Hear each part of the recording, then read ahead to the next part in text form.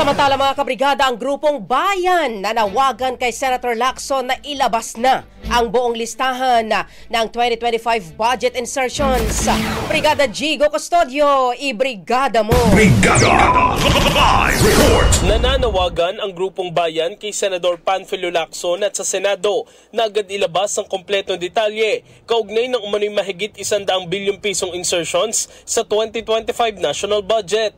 An kay Bayan Chairperson Teddy Casino, hindi dapat gawing pateka-teka o parang striptease ang usapin.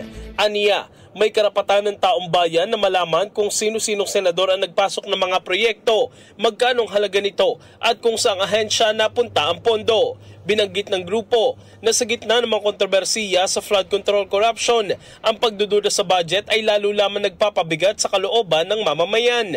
Kaya't hinihiling nila maging malinaw at tapat ang Senado, ilabas ang listahan, pangalanin ang mga sangkot at panagutin ang dapat managot. Dagdag pa ni Casino, ang pambansang budget ay hindi dapat gawing palaruan ng patronage politics. Bawat pisong mapunta sa korupsyon ay pera na dapat sanay para sa edukasyon, kalusugan, pabahay, infrastruktura at paghahanda sa sakuna. In the heart of changing lives, ako si Brigada Jigo Custodio ng 15.1 Brigada News of Manila, the Music and News Authority. Ang bahaging ito ay hatid sa atin ng Maxan Mangosteen Santon Coffee. Max Healthy, Max Sarap.